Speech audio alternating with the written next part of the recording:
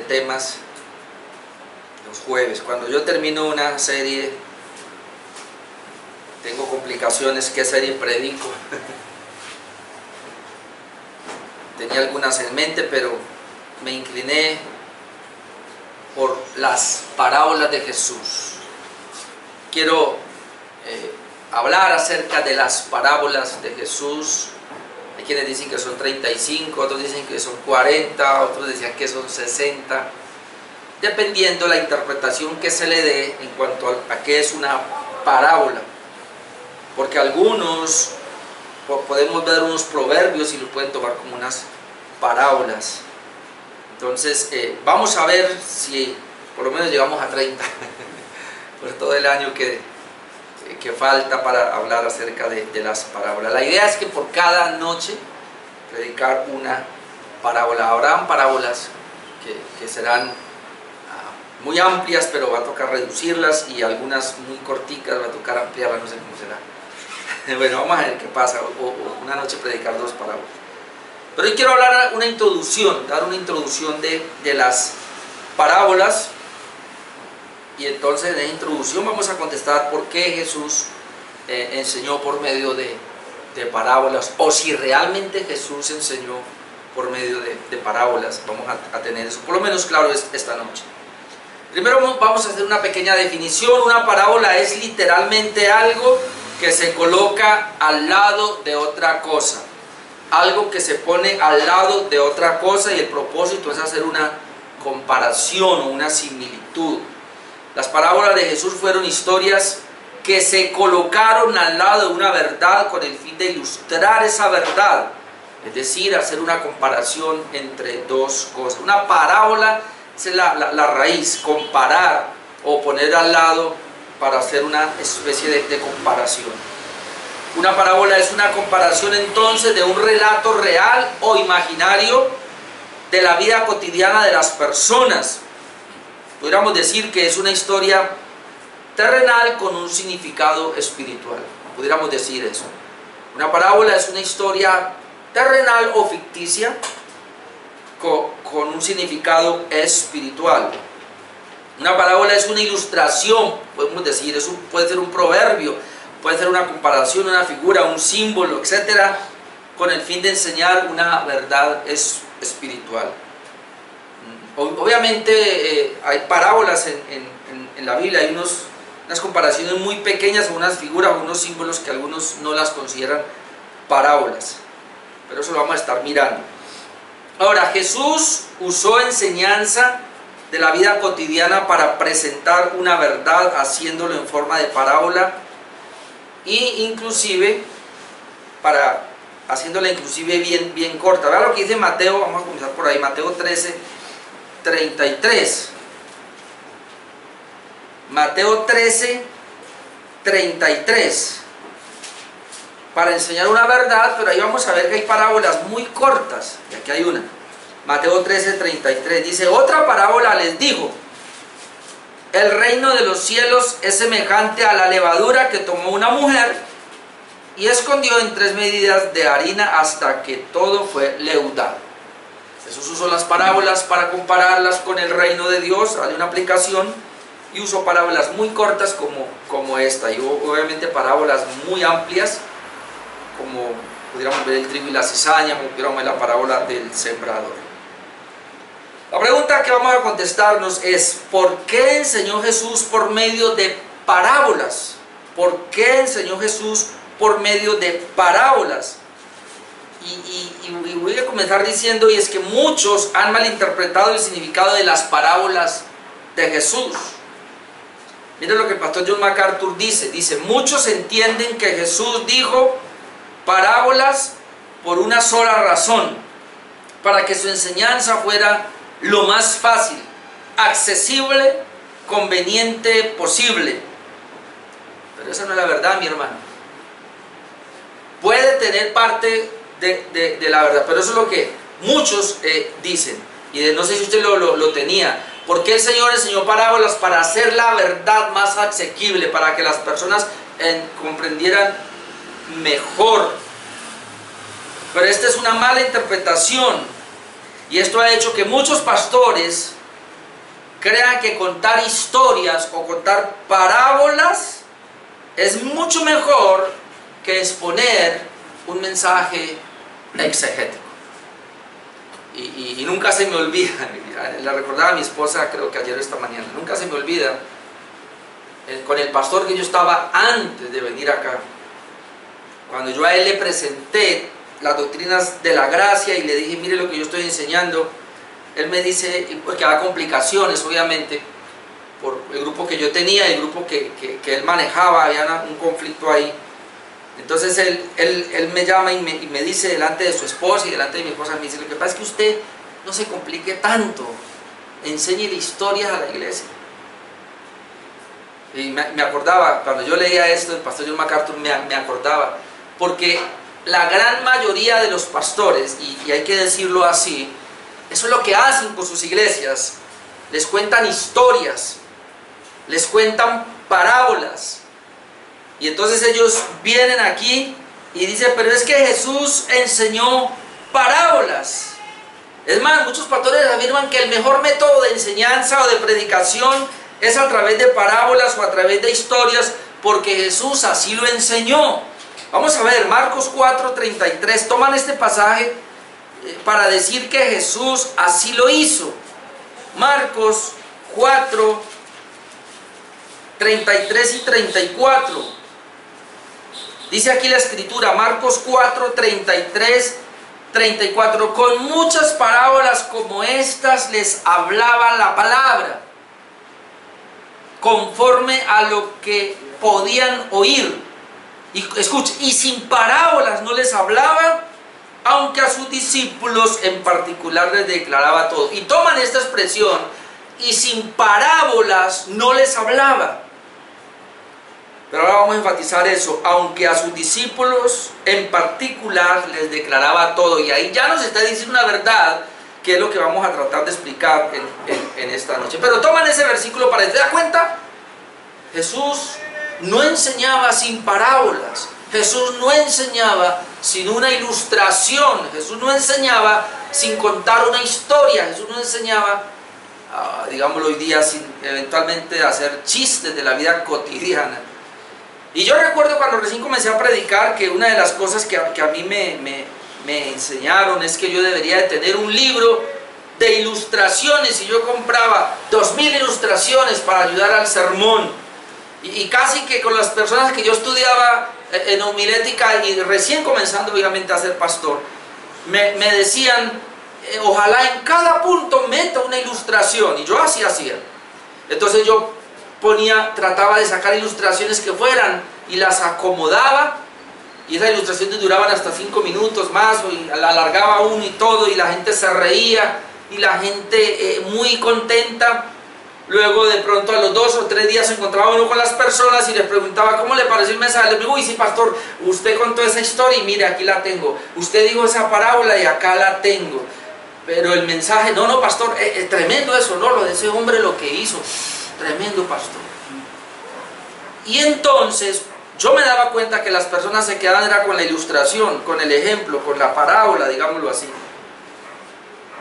Entonces muchos predicadores dicen, es más, le decía a mi esposa, yo no sé si aquí esté, si lo haya notado, pero yo le decía a mi esposa que muchos pastores están diciendo inclusive, y nos atacan a nosotros, que la razón por la cual a muchos pastores las iglesias no les crece es porque se han pegado a enseñar una verdad o una teología, o sus mensajes son tan esquemáticos, tan bíblicos, que eso no lo entiende nadie.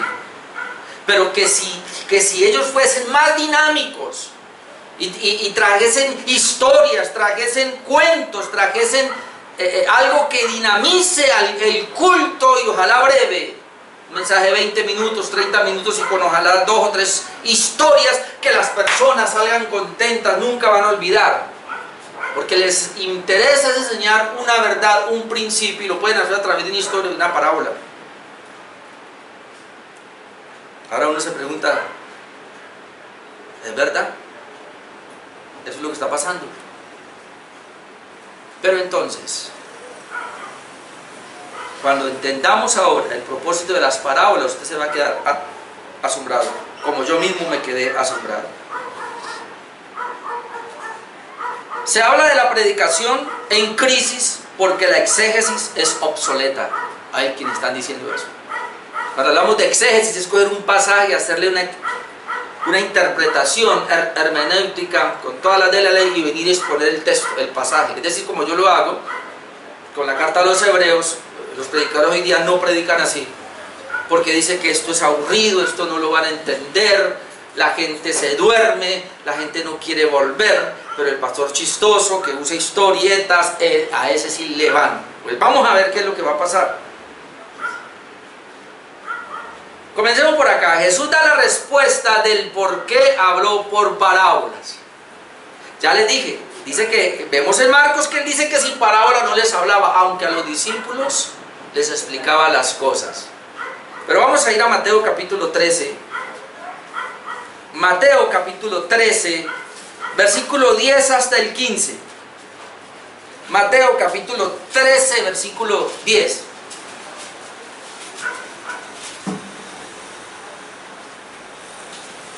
Entonces, acercándose los discípulos, le dijeron: ¿por qué les hablas por parábolas? ¿Ve? Vamos a ver Jesús cómo contesta. Él respondiendo les dijo: porque a vosotros os es dado saber los misterios del reino de los cielos, mas a ellos no les es dado. Les hablo por parábolas, porque a ellos no les es dado conocer los misterios del reino. Ay, yo pensé que las parábolas eran para aclarar los misterios del reino. Ya comenzamos a ver que era al contrario, era para esconder los misterios del reino. Sigue diciendo: porque a cualquiera que tiene se le dará y tendrá más, pero al que no tiene, aún lo que tiene le será quitado. Por eso les hablo por parábolas. Y aquí está la razón. Porque está hablando de ellos, los judíos. Porque viendo no ven, oyendo no oyen ni entienden. De manera que se cumple en ellos la profecía de Isaías. Y mira dónde va Jesús, va Isaías, y se cumple la profecía de Isaías que dijo: de oído oiréis y no entenderéis, viendo veréis y no percibiréis. ¿Cuál es la razón? Porque el corazón de este pueblo se ha engrosado, es decir, no han sido regenerados.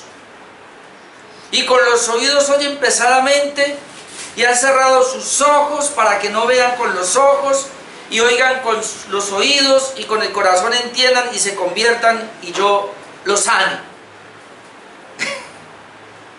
¿Por qué les enseña el Señor Jesús?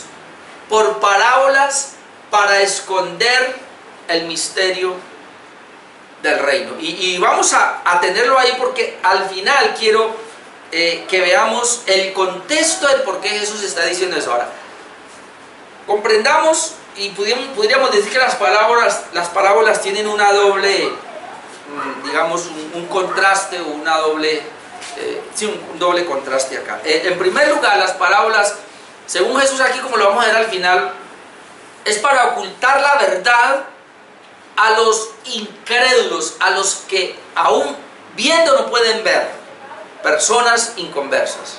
Y entonces se les oculta la verdad, y aún dice que lo poco que tienen les es quitado. Para eso son las parábolas, en primer lugar. En segundo lugar, obviamente, da las parábolas para aclarar verdades del reino, que es lo que vamos a ver nosotros, pero que las pueden entender solamente aquellos que son regenerados, es decir, los discípulos, en este caso nosotros.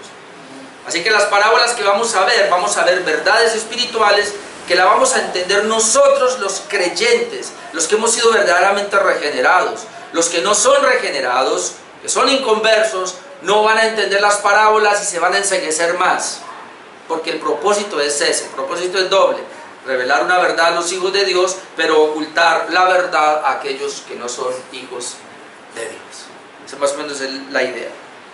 El pastor John MacArthur dice así: a la misma vez que las parábolas ilustran y aclaran la verdad, para que los que tienen oídos para oír, ellos tienen precisamente el afecto contrario sobre los que se oponen y rechazan a Cristo, es decir, las parábolas esconden la verdad al impío e inconverso. Es el doble efecto. Los que quieren oír les es revelado, pero los que no, se les esconde esa verdad. Y el pastor John MacArthur continúa diciendo, en síntesis, las parábolas de Jesús tenían un evidente propósito doble: esconder la verdad de la gente santurrona o satisfecha de sí misma, que se consideraban demasiado especial para aprender de Él, o sea, de Cristo, y revelar la verdad a las almas ansiosas con la fe semejante a la de un niño con hambre y sed de justicia. Por eso Jesús les habló por parábolas. Ahora, la gran pregunta que uno se hace, y la voy a contestar más adelante, es: ¿Jesús se enseñó con parábolas? Sí, ya lo vimos. Espere a ver ahora. Primero quiero terminar este punto acá, porque Jesús le da gracias al Padre por estas dos cosas. Vamos a mirar. El mismo Mateo, capítulo 11, versículo 25 y 27. Por esta doble verdad. ¿Cuál es esa doble verdad? Esconder a unas personas el reino de Dios y darlo a conocer a otros. Hermanos, es impresionante esto, y es lo que vamos a ver en las parábolas, porque la gran mayoría de las personas creen que Dios vino a darse a conocer y que se explayó con los brazos abiertos en revelación a todas las personas, y que les ruega a las personas para que lo reciban, para que reciban la palabra. Así no es. Y si no, miremos lo que dice Mateo 11, 25 y hasta el 27. En aquel tiempo, respondiendo Jesús, dijo: te alabo, Padre. No, te alabo, Padre. ¿Quién es el Padre? Señor del cielo y de la tierra. Jesús, ¿por qué lo alaba? Porque escondiste estas cosas de los sabios y de los entendidos y las revelaste a los niños. ¿Qué? Jesús alaba al Padre. Jesús se goza, glorifica a Dios porque escondió las verdades del reino, los misterios del reino. ¿De quiénes? De los sabios y los entendidos. Sabios en este mundo, entendidos en este mundo, pero torpes en el área espiritual. Y se las ha dado a los niños. Aquí los niños son los mismos que el pastor John MacArthur dice aquí: humildes y con hambre y sed de la verdad. 27. 26. Sí, Padre, porque así te agradó. Al Padre le agradó eso. Al Padre le agradó esconder cosas del reino, misterios del reino a unas personas, pero también revelarlas a otras. Por eso el versículo 27, Jesús dice: todas las cosas me fueron entregadas por mi Padre. Y nadie conoce al Hijo sino el Padre, ni el Padre conoce a alguno sino al Hijo, y aquel a quien el Hijo lo quiera revelar. La gente no ve esto. Y entonces nosotros que estamos acá y comprendemos un poquito la Escritura y llevamos unos años en el Evangelio, sabemos por qué algunas personas que escuchan el Evangelio corren tras Jesús y quieren aprender y se enamoran de Jesús y caminan en pos de Jesús y cada vez entienden más y se santifican más y avanzan más y tienen deseo. Pero vemos a otros que les cuesta, no pueden andar, no pueden correr, no pueden caminar, se nublan totalmente, no arrancan, no aprenden, se quedan ahí frustrados en el camino. ¿Por qué? Porque no son del reino. Porque solamente a los que el Padre quiere revelar, les revela, y ellos van a correr en pos de Jesús. Pongan puestos los ojos en Jesús. Los demás que no tienen la revelación del Padre se han enceguecido y ellos ponen los ojos en las cosas del mundo, y cualquier cosa del mundo los atrapa y los absorbe, y ahí se quedan estancados aunque vengan a la iglesia. Entonces, ¿qué hacemos? Yo me revisaría a ver si vamos corriendo en pos de Jesús cada día, y si no es así, me arrepentiría, le clamaría a Dios que cambie mi corazón, porque el punto es ese: corazón endurecido.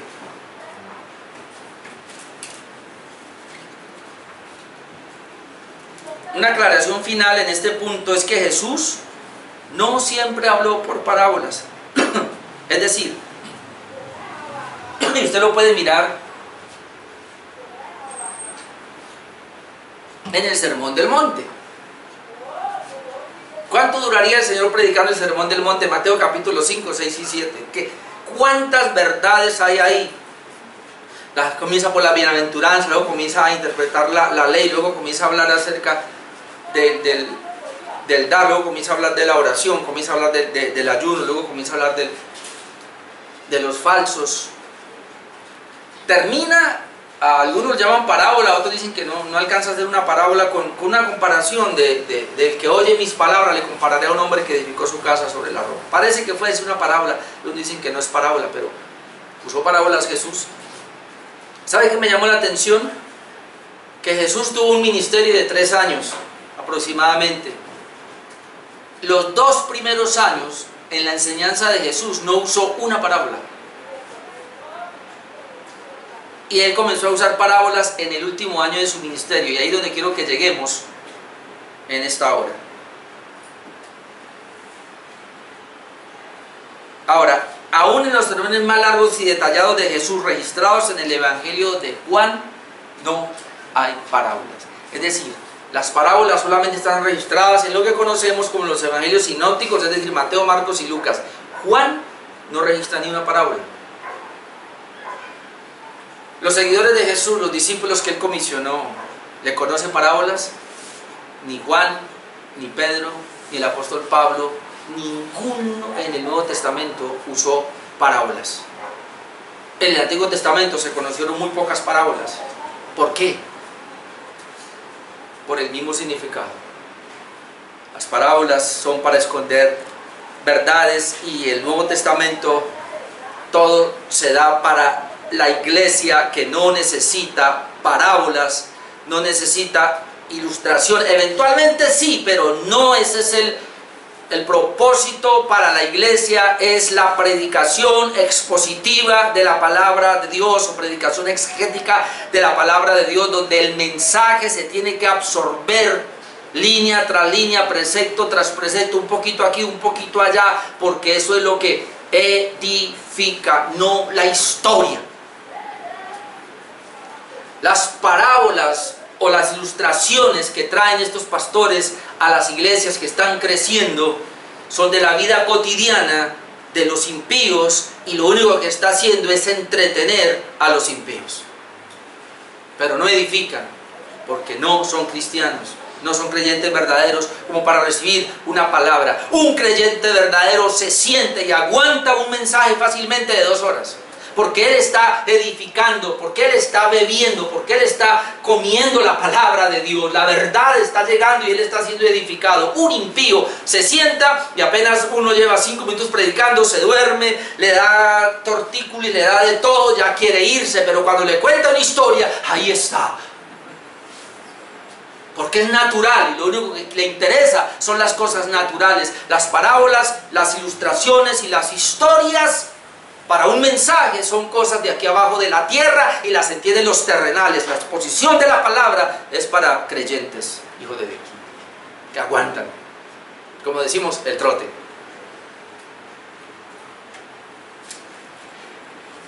Ahora sí, la razón de las parábolas. Dentro de 8 días comienzo a predicarla una por una.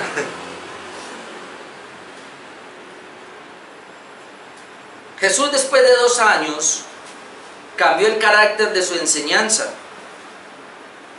Es decir, dejó de predicar expositivamente para venir ahora a enseñar o a meter en sus discursos parábolas.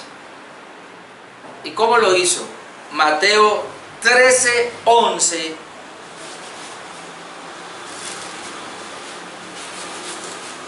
lo hizo como un juicio. Mateo 13:11. Él respondiendo le dijo: porque a vosotros os es dado saber el misterio del reino de los cielos, mas a ellos no les es dado. Es decir, las parábolas, el Señor comenzó a predicarlas como un juicio a aquellos que le rechazaron. Un juicio de Dios para aquellos que le rechazaron. Y vamos a tratar de ver el contexto, porque en Mateo capítulo 13 comienzan a manifestar en las parábolas del reino, pero vamos a ir a Mateo capítulo 12 para comenzar a ver el contexto, qué fue lo que pasó. Y el contexto, para poder, ¿por qué el Señor comenzó a hablar por parábola? Lo entendemos en Mateo capítulo 12, donde hubo un conflicto precisamente con los fariseos, con los judíos, con relación al día de reposo. Vamos a mirar lo primero que pasó. Los fariseos critican a Jesús porque le permite a los discípulos comer en el día de reposo. Y permítame, yo quiero leer todo esto que es mejor. Mateo 12, 1 al 8, hasta el 8, mire lo que dice. En aquel tiempo iba Jesús por los sembrados en un día de reposo. Y sus discípulos tuvieron hambre y comenzaron a arrancar espigas y a comer. Y viéndolo los fariseos le dijeron: he aquí tus discípulos hacen lo que no es lícito hacer en el día de reposo. Pero él les dijo: ¿no habéis leído lo que hizo David cuando él y los que con él estaban tuvieron hambre? Cómo entró en la casa de Dios y comió los panes de la proposición, que no les era lícito comer, ni a él ni a los que con él estaban, sino solamente a los sacerdotes. ¿No habéis leído en la ley cómo en el día de reposo los sacerdotes en el templo profanan el día de reposo y son sin culpa? Pues os digo que uno mayor que el templo está aquí. Y si supierais lo que significa misericordia quiere y no sacrificios, no condenaríais a los inocentes, porque el Hijo del Hombre es Señor del día de reposo. Ahí comenzó la discusión porque él le permitió a sus discípulos que tenían hambre comer en el día de reposo. Pero la situación siguió. Ahora los fariseos vuelven y le acusan porque él sana a un hombre. Sigamos leyendo, versículo 9. Pasando de allí, vino a la sinagoga de ellos, y aquí había allí uno que tenía seca una mano. Y preguntaron a Jesús para poder acusarle: ¿es lícito sanar en el día de reposo? Ya había pasado un tiempo, creo que a los 8 días pasó acá. Y ahora vuelven otra vez a tentar a Jesús y le dicen: ¿es lícito sanar en el día de reposo? Como ya había comido en el día de reposo, ¿ahora es lícito sanar? Él les dijo: ¿qué hombre habrá de vosotros que tenga una oveja y si ésta cayere en un hoyo un día de reposo, no le echa mano y la levanta? Pues ¿cuánto más vale un hombre que una oveja? Por consiguiente, es lícito hacer el bien en el día de reposo. Entonces dijo aquel: hombre, extiende tu mano. Y él la extendió y le fue restaurada sana como la otra. Y escuche, y salidos los fariseos tuvieron consejo contra Jesús para destruirle.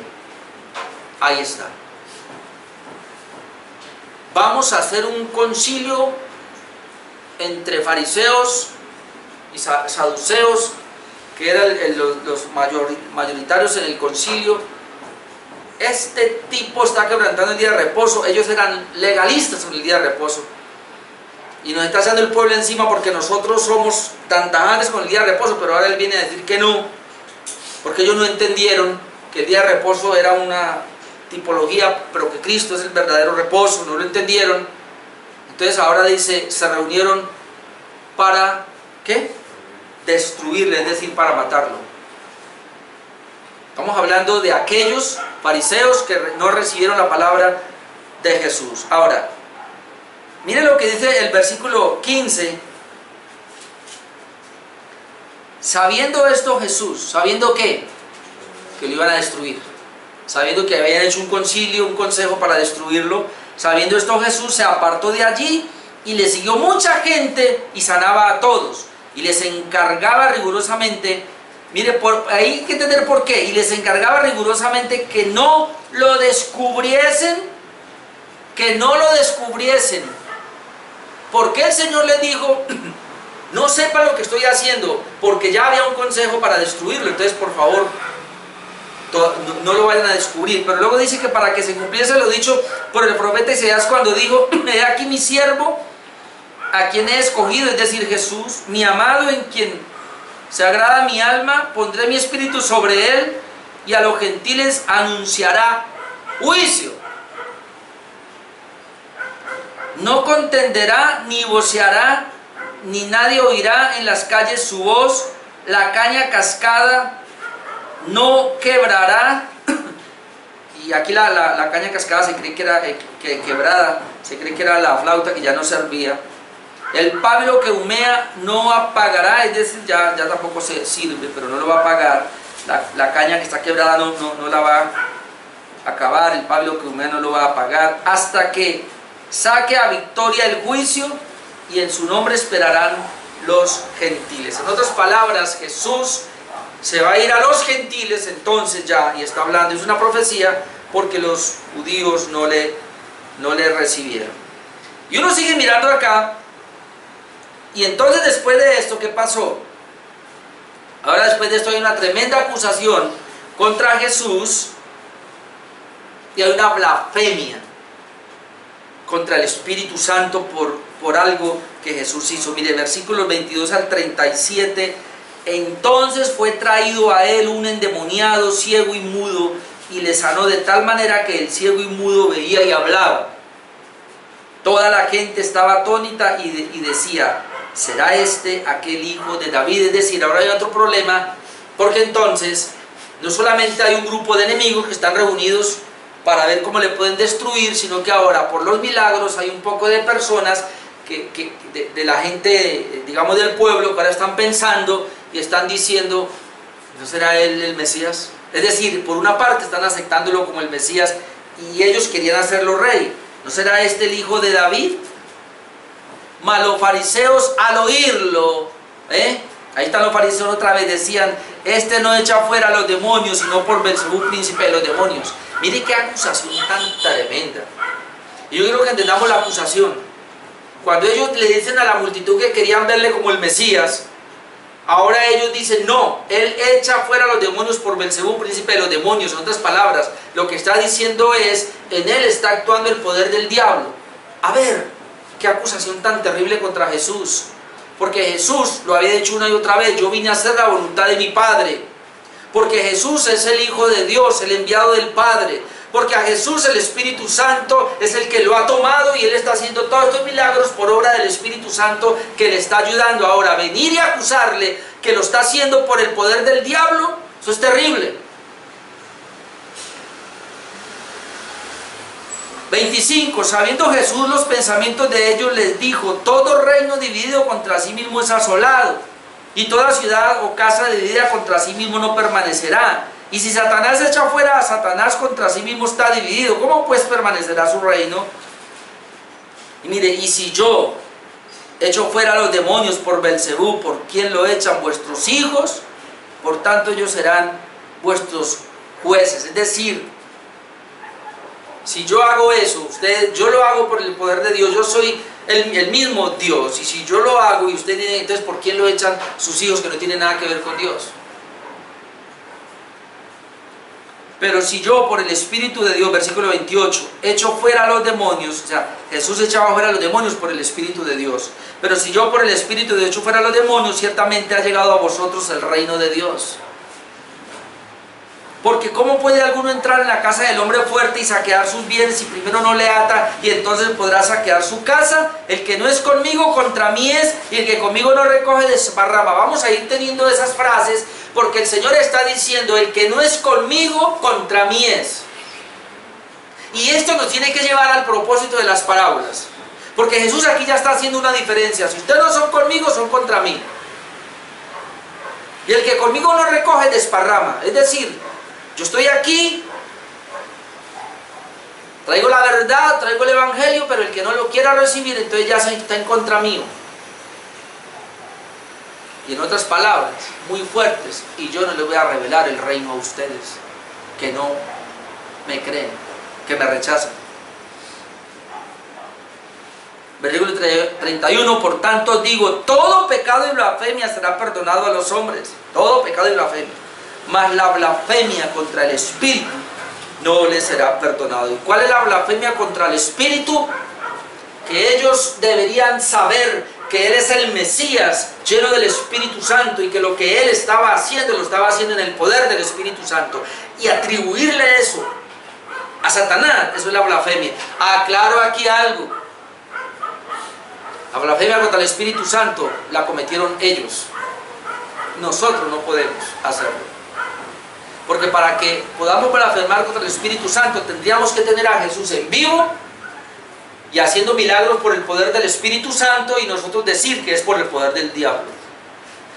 Como muchos pastores hoy día dicen que hacen milagros en el poder del Espíritu Santo. Ellos dicen, Y entonces si uno dice que es por el poder del diablo, dicen que estamos blasfemando. No se compare con Jesús. Todos los pecados no son perdonados. La única es la blasfemia contra el Espíritu Santo. ¿Y quién puede blasfemar contra el Espíritu Santo? Ellos, los judíos, que tenían a Jesús en vivo. Sí, porque muchas personas sacan eso de ahí y lo traen acá. Ah, pero es que la blasfemia es el pecado imperdonable. ¿Sabe cuál es el pecado imperdonable? Que puede ser, está bien, aceptemos que es blasfemia contra el Espíritu Santo, rechazar a Jesús. Es decir, después de que se le predique el Evangelio a una persona y apostata, ese es el pecado imperdonable. Esa es la apostasía, pecado imperdonable. Y si quiere decir que es la blasfemia contra el Espíritu Santo, pues está bien. Pero la blasfemia contra el Espíritu Santo es esta: tener a Jesús en vivo, aún siendo consciente de que Él es el Hijo de Dios, mostrando todo lo que hizo, y por medio del Espíritu Santo echar fuera un demonio y atribuirle eso al diablo. Por eso dice que todo pecado les será perdonado, y toda la blasfemia a los hombres, más la blasfemia contra el Espíritu Santo no les será perdonada. A cualquiera que dijera alguna palabra contra el Hijo del Hombre le será perdonado, pero al que hable contra el Espíritu Santo no le será perdonado ni en este siglo ni en el venidero. En otras palabras, les está diciendo: ustedes no tienen perdón ni ahora ni mañana. Es decir, el juicio le cayó a ellos. El Señor dijo: ustedes están en la olla, ya no tienen perdón, porque blasfemaron contra el Espíritu Santo al decir que yo echo fuera demonios por Belzebú, cuando bien saben que lo estoy haciendo por el poder del Espíritu Santo. Esa fue la blasfemia. 33. O haced del árbol bueno y su fruto bueno, o haced del árbol malo y su fruto malo, porque por el fruto se conoce al árbol. Y luego mire cómo los llama: generación de víboras, los acabo de aplastar. ¿Cómo podéis hablar lo bueno siendo malos? Porque de la abundancia del corazón habla la boca. Es decir, ustedes están hablando lo que son. El hombre bueno del buen corazón saca cosas buenas, el hombre malo del mal tesoro saca cosas malas. Mas yo os digo que de toda palabra ociosa que hablen los hombres, de ella darán cuenta en el día del juicio, porque por tus palabras serás justificado y por tus palabras serás condenado. Ahora pasemos al Mateo 13, 1 al 3. Aquel día salió Jesús de la casa y se sentó junto al mar, y se le juntó mucha gente, y entrando él en la barca se sentó, y toda la gente estaba en la playa, mucha gente, y les habló muchas cosas por parábolas, diciendo: y aquí el sembrador salió a sembrar. Y les habló muchas cosas por parábolas. Jesús antes no había hablado por parábolas, ahí comenzó a hablar por parábolas. ¿Por qué entonces les habló por parábolas? Como un juicio a esos que lo están acusando, que lo quieren destruir, que le están diciendo que él lo haces por el poder del diablo. Entonces él como que tomó y dijo: listo, ustedes ya blasfemaron, ustedes ya están condenados, ustedes ya son unas víboras. Como necesito terminar mi ministerio, voy a comenzar a usar a partir de ahora parábolas,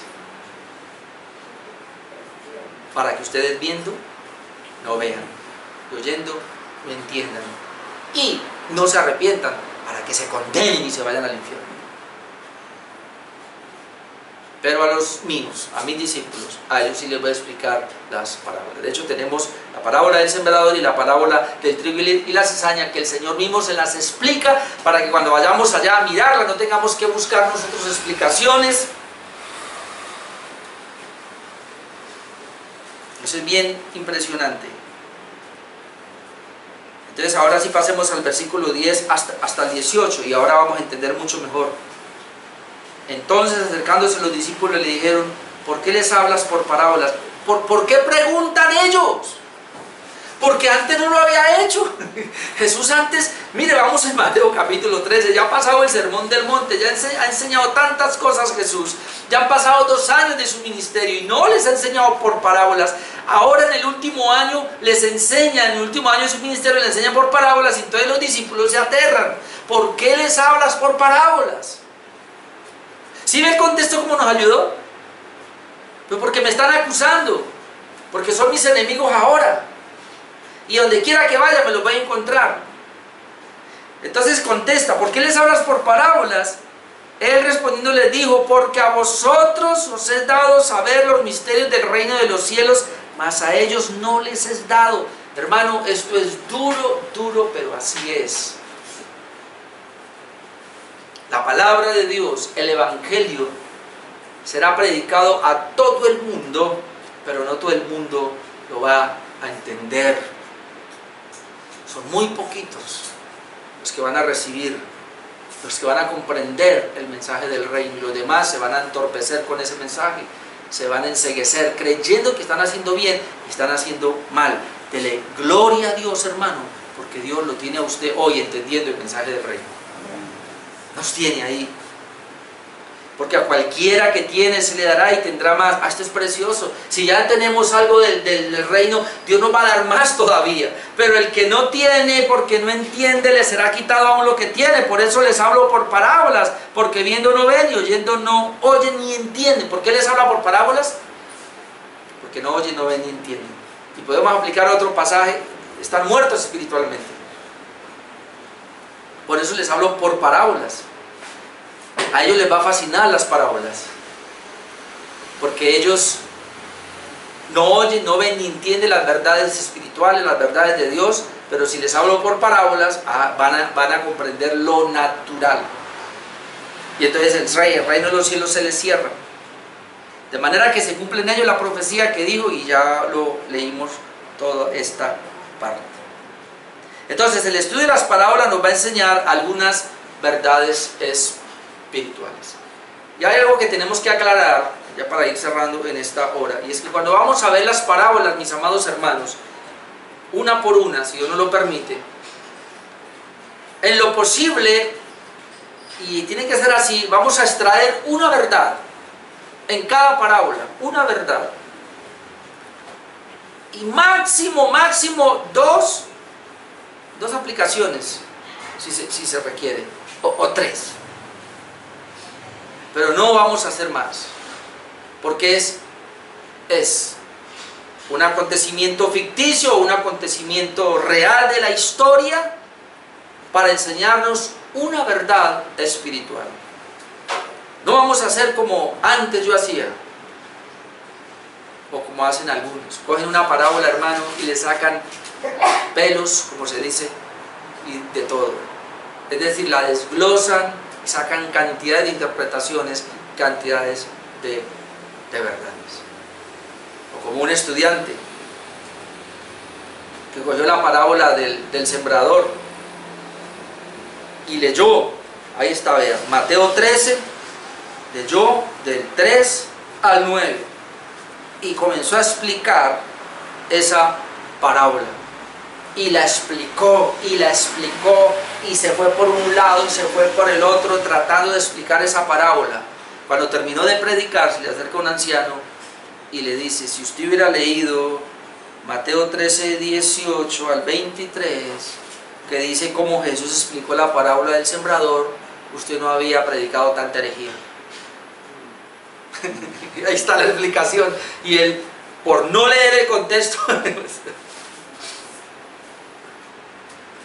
hay otros hermanos, sobre todo en la parábola del buen samaritano,